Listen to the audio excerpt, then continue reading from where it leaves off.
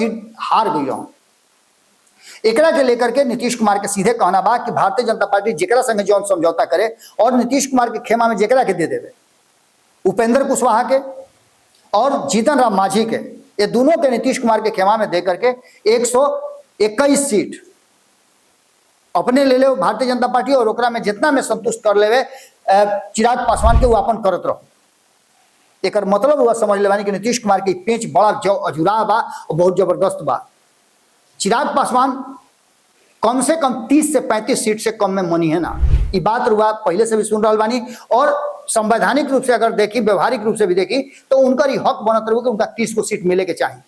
100% अपन प्रदर्शन के मुख्यमंत्री बनावे में सबसे पहला अड़ंगा अगर कोई लगावत रहे तो कांग्रेस बा, जहां भारतीय जनता पार्टी चाहता कि हम अपन मुख्यमंत्री दी, ओइजे तेजस्वी यादव के मुख्यमंत्री बनावे से पहले अपन शर्त मनवावे खातिर कांग्रेस हर हथकंडा अपना रहा बा। चाहे वो नीतीश कुमार के सामने कृष्णा अल्लावरू और कन्हैया कुमार के ले आके खड़ा कर दो, या फिर दलित कार्ड खेल करके दलित के ले आकर के बैठा दो, ये सारा बात के लेकर के कहीं ना कहीं जहां एक तरफ एनडीए गठबंधन में, हालांकि वो देख ले कब कि एनडीए गठबंधन के बाकी के घटक दल नीतीश कुमार के साथ रहे खातिर मजबूर बना। एक तरफ वो देख ले कब कि नीतीश कुमार के लेकर के चाहे वो उपेंद्र कुशवाहा के बात कर ली, हालांकि उपेंद्र कुशवाहा ये बात के लेकर के अभी तक ना कहले कि मुख्यमंत्री के चेहरा के हुई मुख्यमंत्री नीतीश कुमार बनी है, वो ये बात के जरूर स्वीकार करता रहे कि नीतीश के नेतृत्व में ही चुनाव लड़ल जाई, जौन की एनडीए गठबंधन के आइडियोलॉजी बा, जौना पर समझौता भइल बा और जौन बैठक में तय।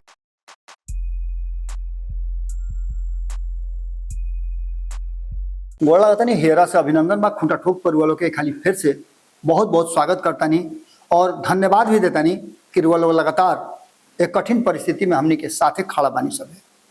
चाहे वो पंचनामा के माध्यम से नमन जी के साथ खड़ा होगी या फिर ये जो नया चैनल बा भारत लाइव बिहार झारखंड, एकरा पर रुआ लोग माने खांची भर भर के हमने के आशीर्वाद देता नहीं, एकरा खातिर हम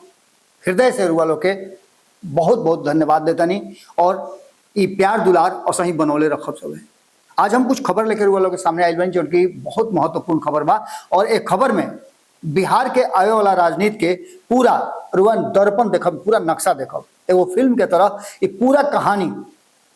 हर वो घटना से जुड़ल बा जौना के लेकर के आज वर्तमान जौन रुआ देख बनी और यह वर्तमान के बाद आने वाला भविष्य सब कुछ तय करी। दूगो लाइन से शुरू करता नहीं कि कुछ तो अच्छाई जरूर होला ओकरो में, कुछ तो अच्छाई जरूर होला ओकरो में, लोग खुद से ज्यादा दूसरा में ऐब खोजे ले,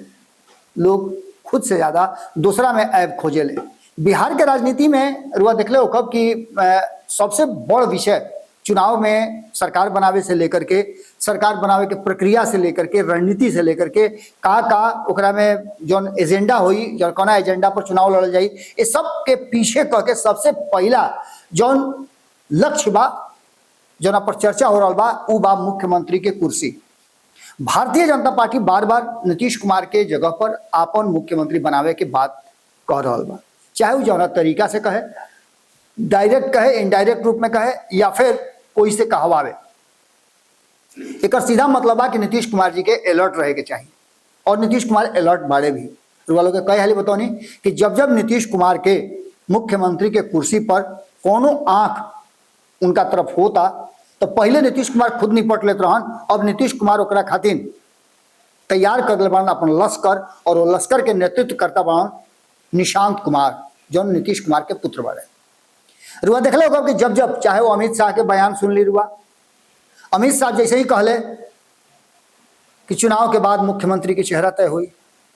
निशांत बाहर अले और कहले कि हमारे पिताजी बहुत बढ़िया काम करते रहे, पिताजी के खाली फिर से रुआ लोग मुख्यमंत्री बनाएंगे। दोबारा जब हरियाणा से होकर के भाया मीडिया ये बात के जब नीतीश कुमार तक पहुंचावल गई मैसेज के माध्यम से, संदेश के माध्यम से, जौना में नीतीश कुमार के छोटका भाई उपेंद्र कुशवाहा भी हो जा खड़ा रहन, वो सामने रहन, वो घड़ी जब ये कहल गई कि सम्राट चौधरी के बिहार के मुख्यमंत्री के चेहरा बनावल चाहे और उनके नेतृत्व में आगे के चुनाव लड़ल जाओ, तो यह बात के लेकर के नीतीश कुमार पर कितना औगार गिरल हुई वह अंदाज कर सकती है। नीतीश कुमार अपने तो ना बोल ले, लेकिन निशांत फिर से बाहर अले और ये बात कहले कि अमित अंकल कह दिले बड़े अब इन्हें उन्हें बात ना हुई, पिताजी ही मुख्यमंत्री बनी है। 2025 से 30 मुख्यमंत्री नीतीश यह बात के लेकर के नारा भी दिया जा रहा बा, लेकिन ये बात ना तो नीतीश कुमार माने के तैयार बा, ना नीतीश कुमार के पार्टी के अधिकांश लोग माने के तैयार बा। और जौना तरीका से उनका पार्टी में गुटबाजी चल रहा बा और जौना तरीका से एक खेमा पूरी तरह से समर्पित हो गई बा भारतीय जनता पार्टी खातिर, ये बात के लेकर के कहीं ना कहीं संशय की स्थिति पैदा हुई बा। और एकरा में अब एक खेमा और जौन की महागठबंधन इंडिया गठबंधन के नाम से बा, ओहियो मुख्यमंत्री के चेहरा के लेकर के बहुत ज्यादा अस्त व्यस्त स्थिति हो रहा बा। तेजस्वी यादव के मुख्यमंत्री बनावे में सबसे पहला अड़ंगा अगर कोई लगावत रहे तो कांग्रेस बा, जहां भारतीय जनता पार्टी चाहता कि हम अपन मुख्यमंत्री दी, ओहिए तेजस्वी यादव के मुख्यमंत्री बनावे से पहले अपन शर्त मनवावे खातिर कांग्रेस हर हथकंडा अपना रहा बा। चाहे वो नीतीश कुमार के सामने कृष्णा अल्लावरू और कन्हैया कुमार के लिए आके खड़ा कर दो, या फिर दलित कार्ड खेल करके दलित के लिए आकर के बैठा दो। ये सारा बात के लेकर के कहीं ना कहीं जहां एक तरफ एनडीए गठबंधन में, हालांकि वो देख ले हो कब कि एनडीए गठबंधन के बाकी के घटक दल नीतीश कुमार के साथ रहे खातिर मजबूर बना। एक तरफ वो देख ले हो कब कि नीतीश कुमार के लेकर के चाहे वो उपेंद्र कुशवाहा की बात कर ली, हालांकि उपेंद्र कुशवाहा ये बात के लेकर के अभी तक ना कहले कि मुख्यमंत्री के चेहरा के हुई मुख्यमंत्री नीतीश कुमार बनी है, वो ये बात के जरूर स्वीकार करता रहे कि नीतीश के नेतृत्व में ही चुनाव लड़ल जाई, जौन की एनडीए गठबंधन के आइडियोलॉजी बा, जौना पर समझौता भइल बा और जौन बैठक में तय कर लिहल गइल बा। लेकिन एकरा अलावे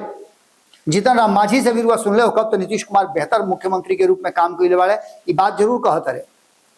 लेकिन मुख्यमंत्री के चेहरा जब नाम लेवे के बात होता तो वो कहीं ना कहीं बगले झाके लागता रहे, और खास करके अधिक से अधिक तेजस्वी यादव और महागठबंधन पर हमला हो रहा बा। दूसरा तरफ एक बीच में रुआ देखले हो कब कि सीट शेयरिंग के समझौता के लेकर के एक बात तो तय नजर आवत रुआ कि एनडीए गठबंधन में सीट शेयरिंग के समझौता बहुत ज्यादा पेचीदा बा। कारण कि तेजस्वी यादव अपना तरफ से जौन सीट जकरा के दी है लगभग मान के चली रुआ कि कमो बेश ओकरा के फैसला हो जाए, लेकिन एनडीए गठबंधन में जब रुआ आ जाए तो सीधे तौर पे चिराग पासवान के 30 से ज्यादा सीट चाहिए, जबकि उनकर देखले हो उनकर सपोर्ट करते हुए मुकेश सहनी का कहले, मुकेश सहनी के कहना बा कि 50 से ज्यादा के उनकर क्षमता बढ़ुए। एगो लोकसभा सीट पर 10 गो विधानसभा सीट उनका मिले के चाहिए, यानी 5 गो उनकर सांसद बढ़े तो उनका 50 गो सीट विधानसभा के चाहिए। हालांकि वालों के आंकड़ा हम बतौले रही कि कौना तरीका से विधानसभा वाइज लोकसभा में जो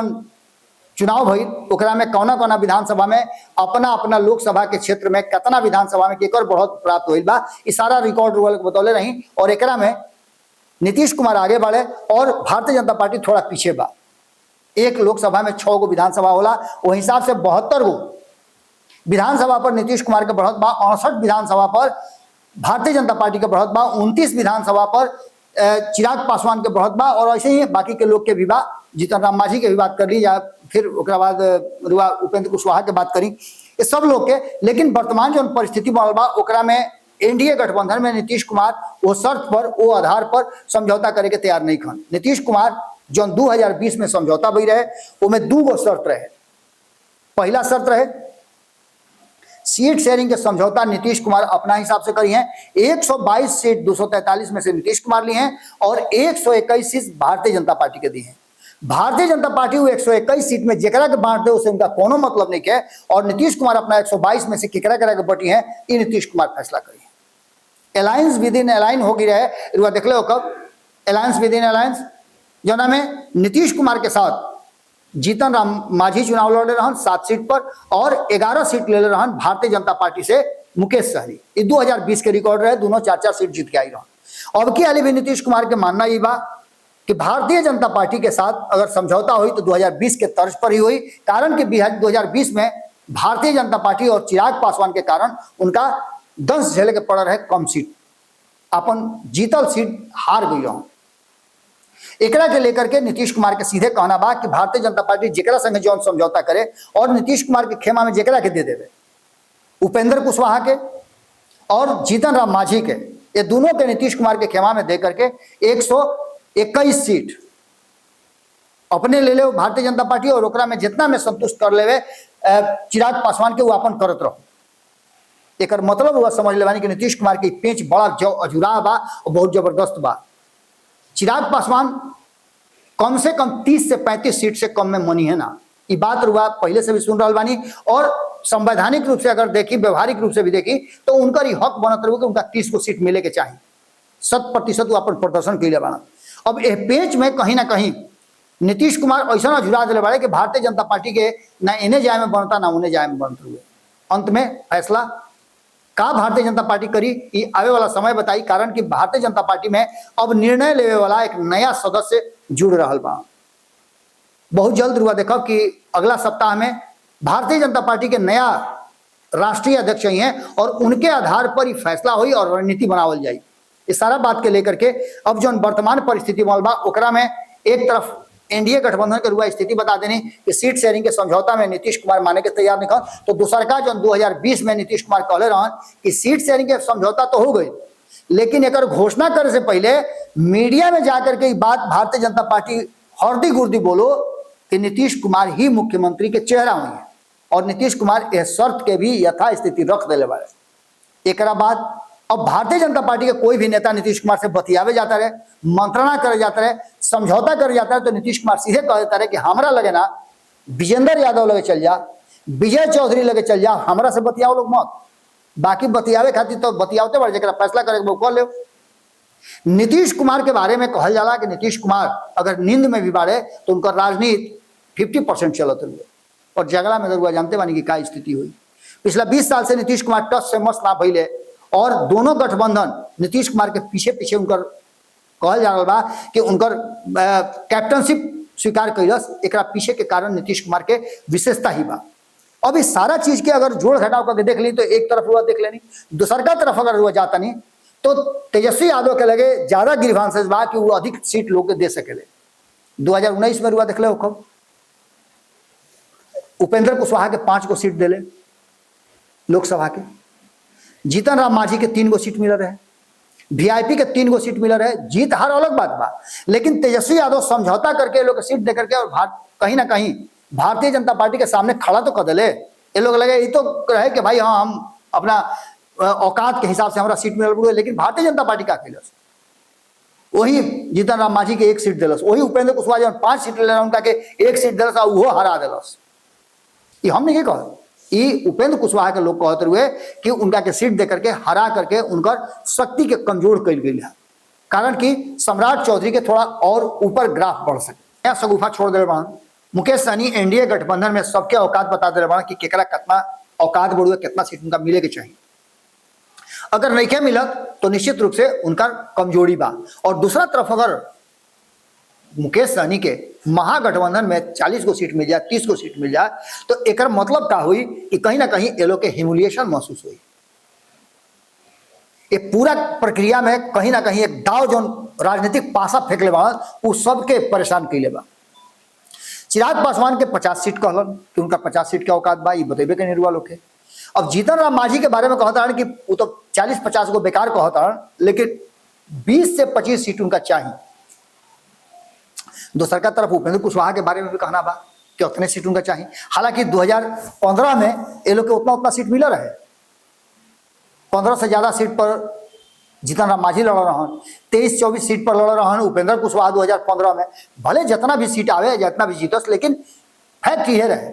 परिस्थिति हो या कुछ दूसरा है 2015 वाला। अब ये सारा बात के लेकर के जौन तेजस्वी यादव के लगे मौका बा, 243 सीट में तेजस्वी यादव अगर सीट बंटवारा की बात कहली तो वर्तमान परिस्थिति में साफ साफ नजर आता कि कहीं ना कहीं 100 से ज्यादा सीट पर 120 सीट पर कम से कम राष्ट्रीय जनता दल लड़ी। कांग्रेस के वो अधिक सीट दे सकेला, कारण कि कांग्रेस ओकर स्वाभाविक एलाइज पार्टनर बना और वो जीतला के बाद इन्हें उन्हें जा ना सकेले। तो कांग्रेस के 60 को सीट बनता और 60 सीट ऐसे बनता कि ओकरा में आईपी गुप्ता भी जुड़ल बा। आईपी गुप्ता कम से कम 10 से 15 सीट बिना ले ले मनिहन ना, और अगर महागठबंधन में रही है तो उनका 15 से कम सीट ना चाहिए, कारण कि वो अपना जातीय समुदाय के आगे बढ़ावे खातिर, उनका आरक्षण वापसी खातिर उनका एक बड़ा स्टेक चाहिए, बड़ा हिस्सेदारी चाहिए, जौना से कि वो अपना आवाज के बुलंद कर सकस। तो ये बात के लेकर के 60 सीट अगर मिलत रहे कांग्रेस के, तो में से 15 सीट सीधे तौर पर वह जात देख ले कि आईपी गुप्ता के जाए। आईपी गुप्ता कहला से महागठबंधन के का फायदा मिली वो अच्छी तरह से वह जानता नहीं, कारण कि इतना एग्रेसिव दुइये जाति बारे, या तो लालू प्रसाद के एमओआई समीकरण के मुस्लिम और यादव, या फिर आईपी गुप्ता के तांती तत्व। इतना एग्रेसिव बाड़े कि आईपी गुप्ता के एक इशारा पर कोई के वोट दे सकेले या फिर कोई के वोट ना दे सकेले। इतना तो जरूर स्थापित हो गई बा। और ये कम से कम 20 से 40 लाख लोग वोटर बाड़े। एक अंतर हुआ समझ सकता नहीं, कारण कि 2020 में मात्र 10-12 हजार वोट से तेजस्वी यादव पिछड़ गई रहन मुख्यमंत्री की कुर्सी से। तो अब की हाली वो तरह के कोनो रिस्क लेवे खातिर तैयार नहीं खन। तो सारा चीज में शर्त लागल पड़ुए कि कांग्रेस प्लस के यानी कि आईपी गुप्ता को में जोड़ दिया तो 15 को सीट उनकर जोड़ के 60 को सीट मिल सकेला। लेफ्ट के बात करी तो लेफ्ट 30 सीट पर अब की हाली लेफ्ट के तैयार करे के कोशिश करी जाएगी। एकरा अलावे मुकेश सहनी के कम से कम 30 सीट उनका के देवे खातिर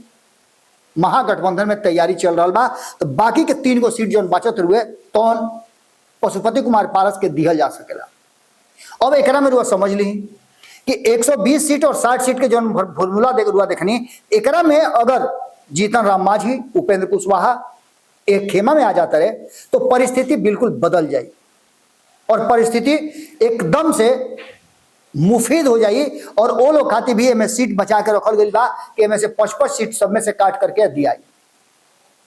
गठबंधन के और मजबूत करे खातिर और वोट बैंक के और प्रगाढ़ करे खातिर। दूसर का तरफ इस सारा संभावना में जौन हुआ से सुन्नी के तेजस्वी यादव के सीएम बनावे खातिर तैयारी शुरू हो चुकल बड़ुए और चाचा के नाम पर भाजपा में लाचारी बा। ओकरा पीछे के कारण ये बड़ुए कि एक तरफ भारतीय जनता पार्टी ये स्पष्ट नहीं कर पावत और नीतीश कुमार जबकि अंतिम समय में करवई हैं, और अगर नहीं कर भारतीय जनता पार्टी तो नीतीश कुमार भी पाला बदल सकेले और वो खाली फिर से अपन निर्णय तेजस्वी यादव के तरफ लेके आ सकेले। 10 दिन के अंदर में इस सारा खेल रुआ देखे के मिल जाएगी, कारण कि सबके इंतजार बढ़ुए नरेंद्र मोदी बिहार में आकर के जब वापस जाए हैं उसके बाद अब बिहार में विशुद्ध राजनीति हुई और दोनों ही गठबंधन अपना अपना स्तर से तैयारी कर ले बा। कोऑर्डिनेशन कमेटी महागठबंधन में बन गई बा और ओकरा में फैसला करे खातिर तेजस्वी यादव के ऑथराइज कर गई बा। चिराग पासवान भी अपन पूरा तैयारी कर ले बाड़े और पूरे बिहार भर में भ्रमण करके वो अपन शक्ति संचय कर ले बाड़े, आकलन कर ले बाड़े कि उनका कितना सीट पर चुनाव लड़े के बाद। और सीट शेयरिंग के समझौता जब बैठी लोग साथ में तो इरुआ देखो कि कहीं ना कहीं गठबंधन में थोड़ा सा छटका छटकी वाला काम जरूर हुई, कारण कि संतुष्ट कई सबके संभव नहीं थे। दोनों ही गठबंधन में सीट के लेकर के ताना तानी जरूर बा और एक साथ साथ समीकरण के लेकर के भी बा। एमओआई समीकरण में अब आईपी गुप्ता जुड़ गई है, ओकरा में अगर पशुपति कुमार पारस जुड़ जाता रहे, मुकेश सहनी ऑलरेडी पहले से बाड़े, तो ये एक विनिंग कॉम्बिनेशन बन रहा हुए। दूसर का तरफ अगर 5 में से कोई छटक के इन्हें चला होते हुए तो निश्चित रूप से ऊर्जा के कॉम्बिनेशन खराब हुई, बिगड़ी और कमजोर हुई। आवे वाला जो 2025 के चुनाव बा बहुत कुछ दिखाई और जीत हार के जो आंकड़ा बा अगर परिस्थिति यह रहा तो हंग असेंबली भी हो जाए तो कोनो बहुत बड़ बात ना हो, कारण की परिस्थिति बहुत ही विकट हो रहा है और बिहार के जनता भी जाति अन्य चीज छोड़ करके कुछ अलग दिशा में अपन काम करे के सोचे के शुरू कर लेबा। जो नया पीढ़ी नया वोटर बाड़े वो अब जाति पाति से अलग विकास के नाम पर वोट देवे के तैयार बाड़े और विकास के वाहक के बनी ये देखे वाला बात हुई। आज के खुटा ठोक में रुआ लोग से ये विदा लेता नहीं, कल फिर भेंट हुई। गोड़ लागत।